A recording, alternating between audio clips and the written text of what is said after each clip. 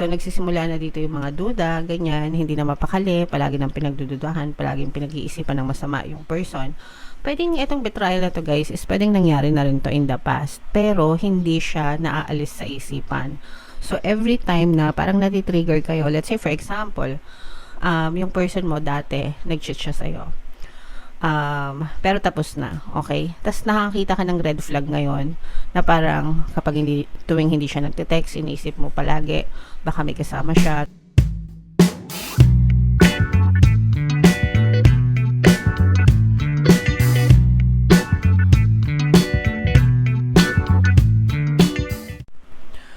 Hello guys, hello mga kapixie, welcome back to Pinay Pixie Tarot. Ang pamagat ng episode natin for tonight is feelings reading, anong nararamdaman niya sa'yo. So titingnan natin kung anong nararamdaman sa'yo ng iyong partner o specific person. General reading lang guys, pwede mag-resonate, pwedeng hindi, combination ng positive and negative energy. Pwedeng ma-pick up yung energy nyo, pwedeng ma-pick up yung energy ng person nyo. Roles can be reversed. If in case hindi kayo naka-resonate dito, try nyo panoorin yung video dun sa zodiac sign ng person nyo, baka nandun yung energy nyo mga kapixie. So, dito sa deck na to guys, ito yung mga gustong sabihin sa'yo ng iyong partner o specific person.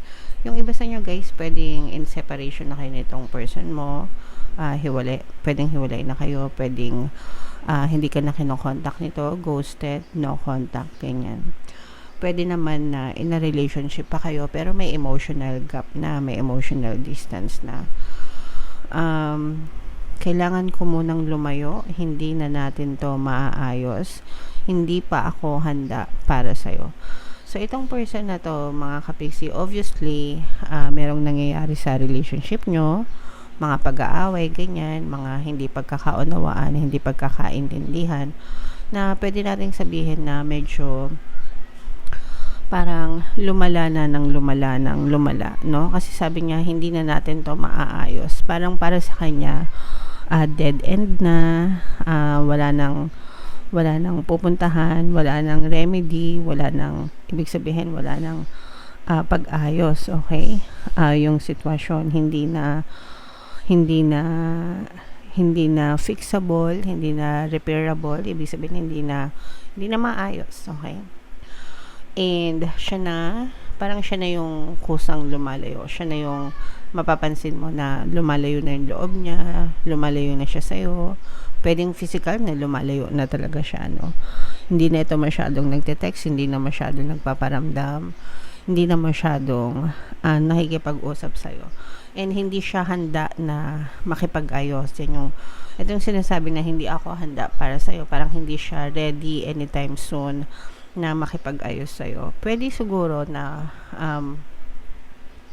magkaayos kayo, maybe in the future, but not in the near future, no? Ibig sabihin, pwedeng matagal pa, pero right now, hindi pa, okay?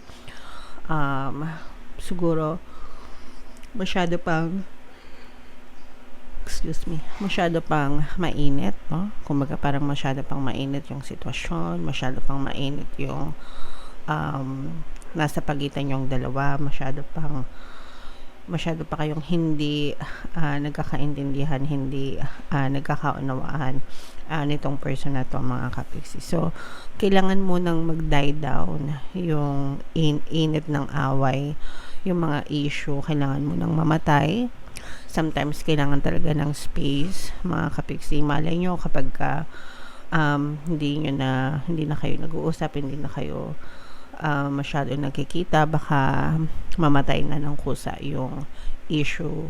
Sabi nga, diba, out of sight, out of mind. So, pwedeng ganon yung ma-experience nyo, Sagittarius. Okay? So, comment down below, guys, if feeling nyo naka-resonate kayo dyan. Tingnan natin yung additional na, eto guys, tingnan natin yung ganap sa inyo, yung feelings ng person nyo. Shuffle ko muna to guys, habang sinashuffle ko to, panoorin nyo muna yung video natin regarding sa ating paano mag-manifest ng abundance video course. Kapiksi, sawa ka na ba sa mga struggles at hirap sa buhay mo? Masipag ka ba at masikap sa buhay ngunit hindi ka pa rin umaasenso? Ilang beses ka na bang nag-attempt mag-negosyo at mag-invest pero palagi ka pa rin nalulugi? Sa pagkakataon na ito ay maaaring may subconscious beliefs ka na nagiging balakid sa iyong pag-unlad at pagyaman. Introducing, paano mag-manifest ng abundance video course. Dito ay matututunan mo ma-overcome ang mga balakid mo para tuluyan ka ng umunlad, umasenso, sumagana, maging matagumpay, successful at maswerte sa iyong kabuhayan, pera, trabaho, negosyo sa lapi at kaperahan ng bonggang-bongga. Dali, mag-send na ng email sa pinoypixie@gmail.com at simulan na ang iyong pagyaman ngayon. Alright, so sa lahat ng gusto mag-avail ng course guys, meron tayong promo, 20% discount until June 30. Kaya mag-avail na kayo mga kapiksi. Meron din tayong bagong course, paano mawala ang third party at magkaroon ng harmonious na relationship. If ever na nagkakaroon kayo ng problema sa third party, pwede kayo mag-avail niyan guys. Opening sale tayo until June 30, 30% discount. Sobrang laki ng discount guys, kaya mag-avail na kayo. So, Sagittarius guys, kayo ay na-represent ng King of Wands sa ating spread. Yung reason ng inyong pag-aaway mga kapiksi is because of betrayal. May cheating issues dito guys, no? With this Seven of Swords energy, ito yung reason kung bakit nag-aaway kayo ng person mo. Pwedeng karmic din yung connection nyo guys. Ibig sabihin ng karmic, parang naulit no, yung past life nyo dito sa kumbaga parang sa past life nyo, lovers din kayo. Tapos kung ano yung nangyari sa past life nyo, nangyayari ulit ngayon mga kapiksi, pero reverse yung roles. And may mga lessons na kailangan matutunan kayo. And probably yun din yung isa sa mga reasons kung bakit parang palagi kayong away ng person nyo. So, kailangan dito guys magkaroon ng forgiveness. Kasi hanggang hindi magkaroon ng forgiveness, paulit-ulit na mangyayari itong ganitong klaseng energy sa relationship nyo, mga kapiksi. But definitely, this is about betrayal. So, there's nakikita natin na parang na parang paulit-ulit nga, no? Parang pendulum, parang necklace, 'di ba? Pag hinawakan mo parang ganun, swing lang, parang ganun lang yung nangyayari sa relationship nyo. Swing back and forth ganyan. Pero wala tayong nakitang magandang direksyon sa relationship nyo. Obviously, meron ditong may pagmamahal naman, but mas matimbang yung betrayal, no? Sometimes kahit na mahal, no?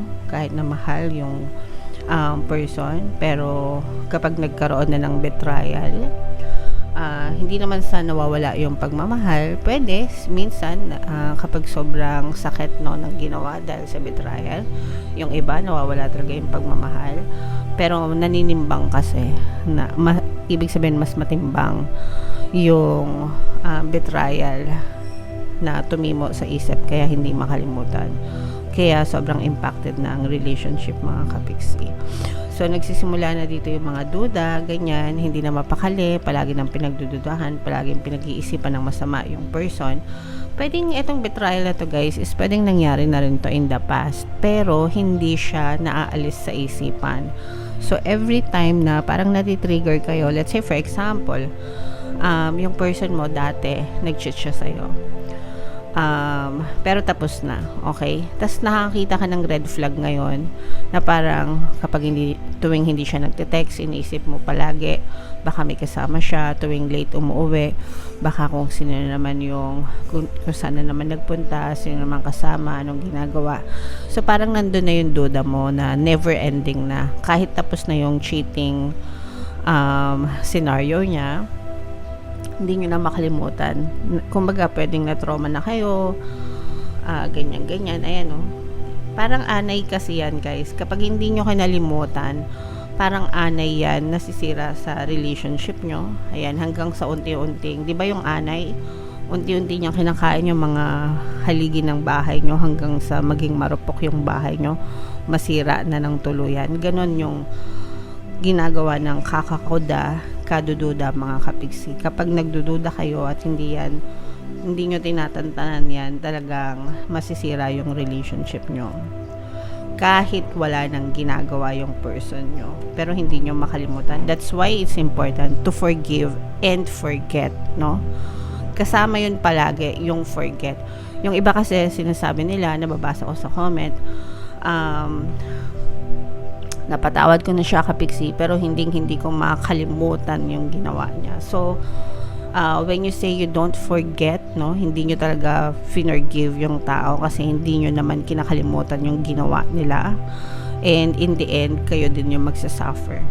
Kasi nandyan lang siya nakastore as memory sa subconscious mind nyo. And kapag hindi nyo siya kinakalimutan, paulit-ulit nyong hinihila yung file na yon sa inyong subconscious mind. So, yeah. Etong person mo guys, parang gusto nitong mag-enjoy na lang for the meantime. Kahit na mahal ka niya, parang mas pipiliin niyang lumayo and mag-spend their time with their family and friends, no? Yung immediate family nila, ganyan. Etong person na to gusto magpahinga. This person wants to take a rest, wants to take a break from you and from the relationship. Okay?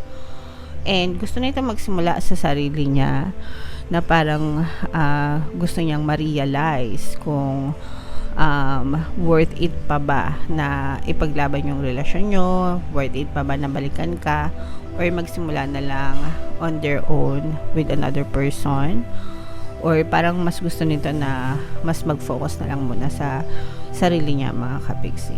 So kahit na may love pa, kasi nararamdaman ko may love pa from end ng person nyo, pero hindi na siya enough, no? Sometimes love isn't enough, sabi nila. Para hindi na siya enough para bumalik sa'yo, or hindi siya enough para ipaglaban yung relationship as of now. Kasi maraming sugat dito na kailangan maghilom, lalo na yung duda, yung trust, mahirap kasi yung love is just floating dito sa relationship, pero yung trust, yun yung nasira sa inyo. So yun yung mahirap ibalik, lalo na kung may past story kayo nitong person mo. Okay? So, comment down below, Sagittarius, if feeling nyo naka-resonate kayo dito sa rating na to. Ito yung ating mga relationship subliminal guys. Pwede nyo pakinggan para makatulong sa inyo. And ito naman yung ating success stories ng paano mag-manifest ng abundance video course. Click here to subscribe guys, and click here to join our membership program. Thank you for liking, sharing, and subscribing. And see you again next time. I love you all guys. Have a nice day. Bye-bye.